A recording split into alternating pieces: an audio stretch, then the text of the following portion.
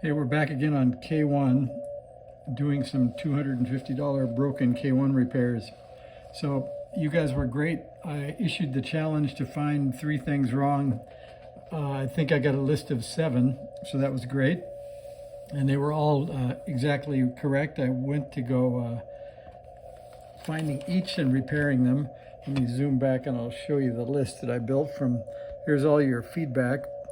So we had 3 cold solder joints. I reflowed R29, pin 4 of T3. I pulled that out because I had to clean the board up. Q7 is missing the center pad. That's quite true. The good news is that the signal trace is on the bottom, so we're okay with that one. D19 was indeed missing, and the pads are destroyed on that one. T4 had 1 too many turns. That was true. Removed a turn there. Actually, T3 had 1 too many turns also. My favorite quote was whoever built or repaired this radio should be banned from using a soldering iron, but there was a smiley face, so they said it in jest. And then some of the results are that D19 will have to be sort of hand wired underneath to sort of nearby pads because there are no more pads to solder to. And then I did go find out where D19 goes and which way the diode goes. Then I made sure that on the board, we'll show you in a minute, that the emitter lead goes to ground, and indeed that does come down to the resistance of my probes. I found C1 is on the bottom of the board. It is marked 151, which is a 115 and 10 or 150 picofarad. I found that R31, 32 are 33 ohm resistors, and they're there. And if I measure from the base to ground, I get 16.5 ohms, so that's good. And I measure from the base to pin 3 of T3, there's continuity there, so I can get all the way from the base to pin 3. Then I measured from, actually that's pin 3 and pin 2, so I checked that twice. Then I removed a turn off of T4, that's down to 5 turns. And I've removed a turn off of each of the primary and secondary, so those are down to 12 and 4 turns now. So I'll give you a little tour of those. So a toroid, you count the turns as they go through the toroid, not any other creative ways. I don't know if I can do that. I guess we can. So there you can see, I guess the light's sort of okay. Anyway, you can see that that wire goes through the core 5 times, so that one's good.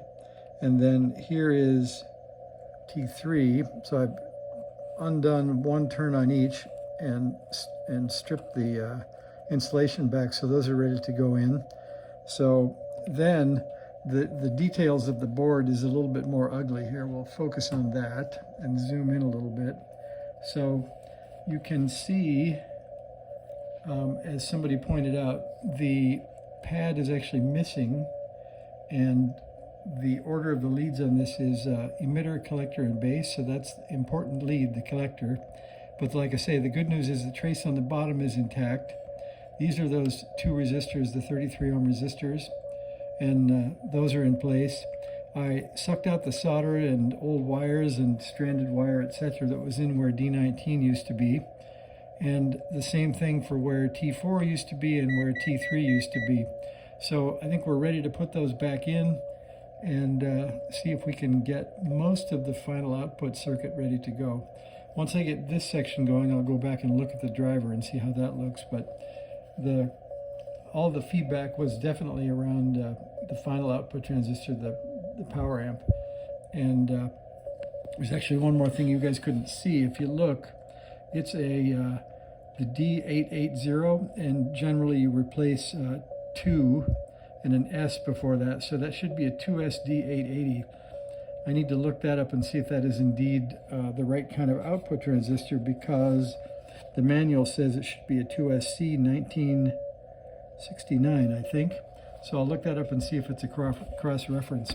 So that's the update for tonight. Just sort of a bunch of cleaning, prep work, scraping, solder sucking. It is pretty ugly, but we're getting close. The other thing I'll show you really quickly is on the bottom of the board. I don't know what kind of solder was used, but it's really very pasty and dark looking.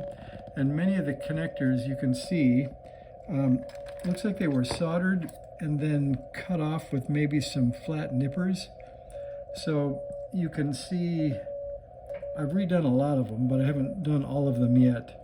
So you can see like these, it looks like it was soldered into a big round blob and then cut off.